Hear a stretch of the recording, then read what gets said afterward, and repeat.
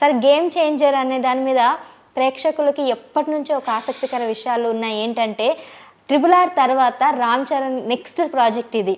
So రాజమౌళితో cinema తీసిన తర్వాత next ఎవరు తీసినా కానీ ఆ సినిమా అంత హిట్ కాదనే ఒక నానుడి ఉంది. సో మరి ఈ సినిమా హిట్ అవుతుందా ఫట్ అవుతుందా అని కొద్ది టెన్షన్ కూడా ఉంది ప్రేక్షకుల్లో. సో మరి దీని గురించి ఏమంటారు? పైగా ఈరోజు గ్రాండ్గా లాంచ్ కూడా చేయబోతున్నారు టీజర్ని, అటు లక్నోలో కానీ ఇటు హైదరాబాద్లో కానీ. ఆ డౌట్ అక్కర్లేదు. ఎందుకంటే RRR తర్వాత ఆల్రెడీ ఒక ప్రాజెక్ట్ చేస్తున్నాడు ఆయన, ఆచార్య అనే సినిమా. ఆచార్య ఆ ఎఫెక్ట్తోనే ఫెయిల్ అయింది అనుకునే వాళ్ళు కూడా ఉన్నారు. ఏ కారణం చేత ఫెయిల్ అయినా కానీ, అంటే చిరంజీవి సినిమా అది, మెగాస్టార్ సినిమా, ఆ ఫెయిల్యూర్ ఆయన అకౌంట్లోకి పెడుతుంది అని మాట్లాడేవాళ్ళు గేమ్ చేంజర్ దాకా లాక్కొస్తున్నారు దాన్ని. ఈ సినిమా కూడా ఎప్పుడో రిలీజ్ కావాల్సింది, రకరకాలుగా డిలే అయింది అది. దీనికి మధ్యలో ఆయన భారతీయుడు 2 పట్టుకొచ్చాడు.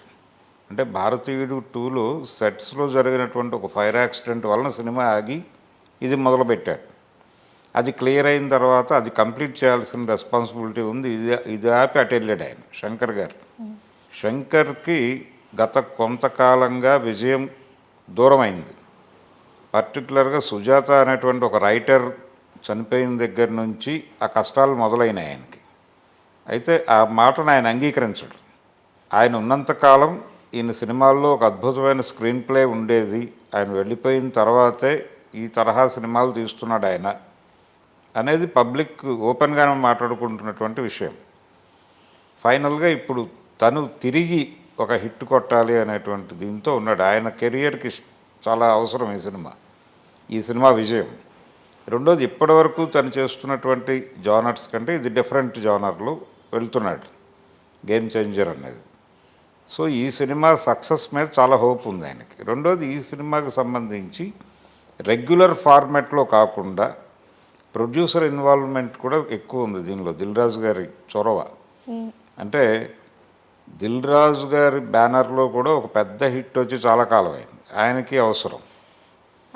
కాబట్టి చాలా కాన్షియస్గా ఉన్నాడు ఆయన. కాన్షియస్గా ఉండి ఈ ప్రాజెక్ట్ డిజైనింగ్లో స్క్రిప్ట్ దగ్గర నుంచి మొదలుపెట్టి ప్రతిదీ శంకర్ మేకింగ్ స్టైల్ శంకర్ది ఉన్నప్పటికీ కంటెంట్ డిజైనింగ్లో ఏదైతే కోల్పోయాడో ఆయన సుజాత గారి మరణం తర్వాత, ఏదైతే ఒక హ్యాండ్ని కోల్పోయాడో అది ఆ లోటు కనిపించకుండా చేయడానికి దిల్ రాజు కసరత్తు చేస్తున్నాడు. దానికి సంబంధించి ఆయన చాలామంది రైటర్స్ని మోప్ చేశాడు. అది మాత్రమే కాదు, జనరల్గా ఆయన ఏఆర్ రెహమాన్తో వెళ్తాడు మ్యూజిక్కి సంబంధించి. ఇందులో తమన్ వచ్చాడు. ఇలాంటి మార్పులు ఆయన టెక్నికల్ టీంలో కూడా కొన్ని మార్పులు, దిల్ రాజు గారి ఇన్ఫ్లుయెన్స్తో జరిగినటువంటి మార్పులు. అలాగే పాటల టేకింగ్కి సంబంధించి ఆయనది ఒక స్టైల్ శంకర్ది, దాని నుంచి కొంత డిఫరెంట్గా కనిపిస్తోంది ఈ సినిమాలో. అంటే టోటల్ ఒక మాస్ హీరోకి కావలసినటువంటి మాసీ కంటెంట్తో సినిమా చేస్తున్నట్టుగా మనకు అర్థమవుతుంది. అంటే రామ్ చరణ్ నుంచి ఆడియన్స్ ఏం కోరుకుంటున్నారో ఆ ఎలిమెంట్స్ అన్నీ ఉండేలాగా ఆ డిజైనింగ్లో దిల్ రాజు కంట్రిబ్యూషన్ చాలా ఉంది. ఎందుకు ఈసారి దిల్ రాజు దీని మీద పర్టికులర్గా అంత కాన్సన్ట్రేషన్ చేశారంటారు? అంటే మనకి గత అనుభవాలు ఉన్నాయి. గతంలో ఇలాంటి ప్రయోగాలు, అంటే తమిళ్లో చాలా పెద్ద హిట్లు తీసినటువంటి ఒక డైరెక్టర్ని తెలుగులో ఒక మాస్ హీరోతో అటాచ్ చేస్తే ఫెయిల్యూర్స్ వచ్చినటువంటి సందర్భాలు ఉన్నాయి చరిత్రలో.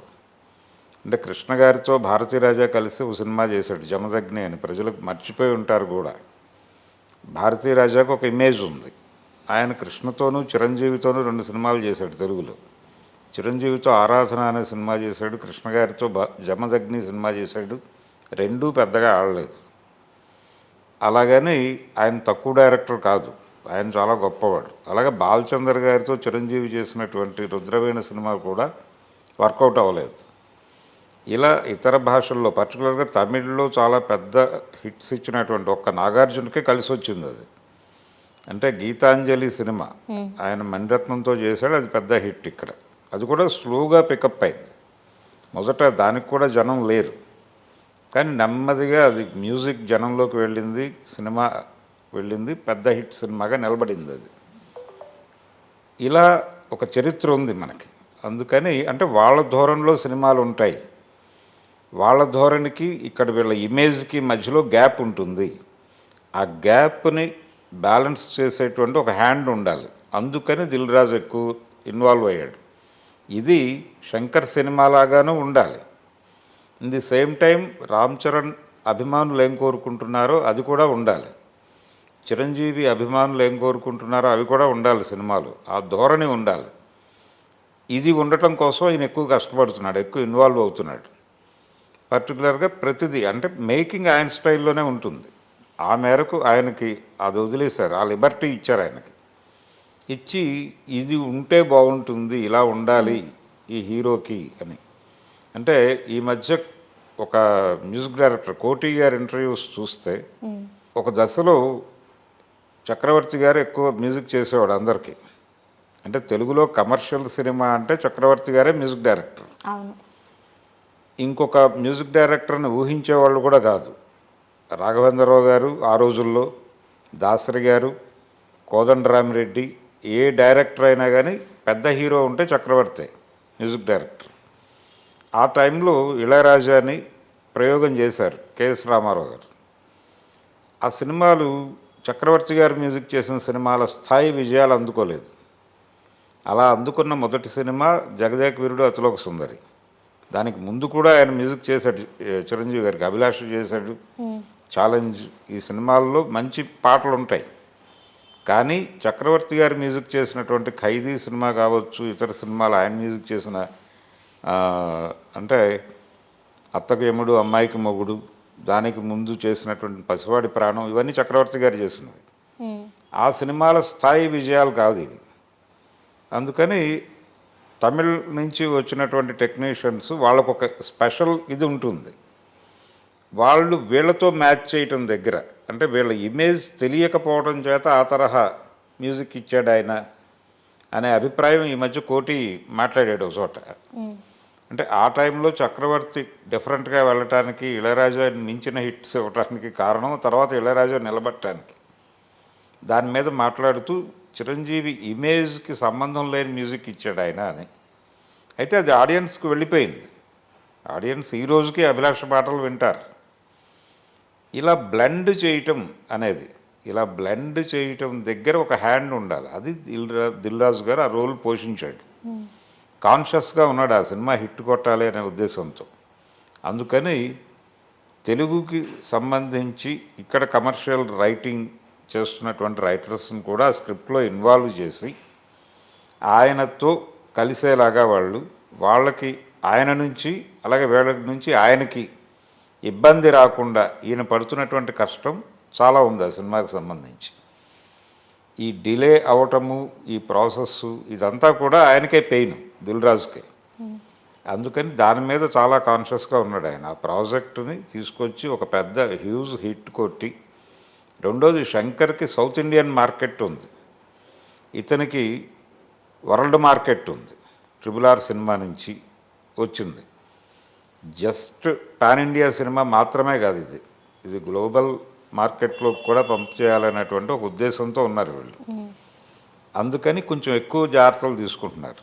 ఆ ఎక్కువ జాగ్రత్తలు తీసుకోవటంలో తన బాధ్యత ఎక్కువ తీసుకుంటున్నాడు దిల్ రాజు. ఇది ఆయన అడ్మిట్ చేస్తున్నాడు. శంకర్ ఈ మధ్య మాట్లాడాడు ఆయన ఇక్కడే ఒక కాలేజ్ ఈవెంట్లో మాట్లాడుతూ, నేను జనరల్గా అలా వెళ్ళను, కానీ ఈ సినిమాకి నన్ను నేను మార్చుకున్నాను అనే మాట అన్నాడు. కాబట్టి ఆయన కూడా కాన్షియస్గా ఉన్నాడు ఈ సినిమా నుంచి ఒక హిట్ కొట్టాలి అని. హిట్ కొట్టి ఇప్పటి వరకు తన కెరియర్, నిజానికి భారతీయుడు 2 చాలా ఇబ్బంది పెట్టింది ఆయన, డిజాస్టర్ అయింది ఆ సినిమా. దిల్ రాజుకి కాదు, శంకర్కి. ఓకే. భారతీయుడు 2 అనే సినిమా శంకర్ని చాలా ఇబ్బంది పెట్టింది. ఆ సినిమా డిజాస్టర్ అయింది. నిజానికి 3 అనౌన్స్ చేసున్నాడు ఆయన. ఇక ఈ దెబ్బకి ఆయన 3 చేయడేమో, చేస్తాడా చేయడా అనేది వేరే గొడవ. ముందు ఈ సినిమా హిట్ అయ్యి ఆయన ట్రాక్ ఎక్కాలి. అంటే రామ్ చరణ్ కంటే కూడా ఈ ప్రాజెక్ట్ హిట్ అవ్వటం అనేది శంకర్కి ఇంపార్టెంట్, రామ్ చరణ్కి కాదు. రామ్ చరణ్కి నెక్స్ట్ ప్రాజెక్టులు బాగానే ఉన్నాయి, దిల్ రాజుకి అవసరం ఈ సినిమా హిట్. ఇప్పుడు అవసరం దిల్ రాజుకి అలాగే శంకర్ గారికి. శంకర్ గారికి వీళ్ళిద్దరికైతే ఇది ఒక ప్రెస్టీజియస్ ఇష్యూ అని చెప్పాలి. రామ్ చరణ్కి వచ్చిన ఇబ్బంది ఏం లేదు. రామ్ చరణ్కి వచ్చిన ఇబ్బంది ఏం లేదు. నెక్స్ట్ 2 ప్రాజెక్టులు మంచి ప్రాజెక్టులు ఉన్నాయనికి. ఒకటి సుకుమార్ స్టార్ట్ అవుతుంది ఇమీడియట్గా. దాని తర్వాత ప్రాజెక్టు కూడా వాళ్ళు చర్చలో ఉన్నారు. ఓ బాలీవుడ్ డైరెక్టర్తో చేసే ఉద్దేశం ఉంది. ప్రశాంత్ నీల్ కూడా ఇతని వైపు దృష్టి ఉంది. కాబట్టి ఆయన నెక్స్ట్ 2-3 ప్రాజెక్టులకి టీమ్స్ ఉన్నాయి. సో ఆయనకు వచ్చిన ప్రాబ్లం కాదు ఇది. ఇది శంకర్ ఈ సినిమాతో నిలబడతాడా లేదా అనేది. నిజానికి మనకి ఆ రోజుల్లో అంటే రాజమౌళి రాకముందు అద్భుత రసంలో ఒక పెద్ద సినిమా అనగానే గుర్తొచ్చే డైరెక్టర్లు ఇద్దరు సౌత్లో. ఒకడు రాజమౌళి, 2 శంకర్. వీళ్ళిద్దరే బిగ్ సినిమా అనగానే గుర్తొచ్చేవాళ్ళు. ఆ తర్వాత సీన్ మారిపోయింది. ఇప్పుడు తిరిగి వాళ్ళ ప్రాభవాన్ని నిలబెట్టుకోవడానికి ఇద్దరూ కష్టపడుతున్నారు. ఇప్పుడు మణిరత్నం గారు ఇప్పుడు కమల్ హాసన్తో సినిమా చేస్తున్నాడు. ఆ సినిమాతో నిలబడాలని, అందులో నాగార్జున గారు కూడా క్యారెక్టర్ చేస్తాడని అంటున్నారు. ఇలా ఎవరి ప్రయత్నాల్లో వాళ్ళు ఉన్నారు. ఇప్పుడు గేమ్ చేంజర్ ఈరోజు టీజర్ రిలీజ్ అవుతోంది. దాన్ని కొంచెం గ్రాండ్ వేలో అంటే ప్రమోషనల్ సైడ్ దిల్ రాజు గారు చాలా కాన్షియస్గా ఉంటారు. సినిమాని ఎలా జనంలోకి తీసుకెళ్ళాలి అనే దానికి సంబంధించి ఆయనకు ఒక వ్యూహం ఉంది. ఆ వ్యూహం కూడా వర్కౌట్ అయ్యి ఈ సినిమా హిట్ అయ్యేటువంటి అవకాశం అయితే ఉంది. Game changer. Okay, game changer అనే టైటిల్ ఇప్పుడు శంకర్కి అవసరం. ఆయన గేమ్ చేంజ్ చేయాలి ఈ సినిమా. Exactly right sir. నిజంగా గేమ్ చేంజర్ అనేది మీరు చెప్పినట్టు కూడా రామ్ చరణ్ కన్నా శంకర్కి అదేవిధంగా దిల్ రాజు గారికి చాలా ఇంపార్టెంట్. సో మరి చూద్దాం, గేమ్ చేంజర్ ఈరోజు టీజర్ రిలీజ్ కాబోతుంది. మరి దీని గురించి పూర్తి అప్డేట్స్ కూడా నేను త్వరలో ఇవ్వడానికి నేను ప్రయత్నిస్తాను. మరి ఈ సినిమా గురించి మీరేమనుకుంటున్నారో కింద కామెంట్ చేయండి. మరో ఇంట్రెస్టింగ్ అప్డేట్స్తో మళ్ళీ కలుస్తాను. Thank you so much sir.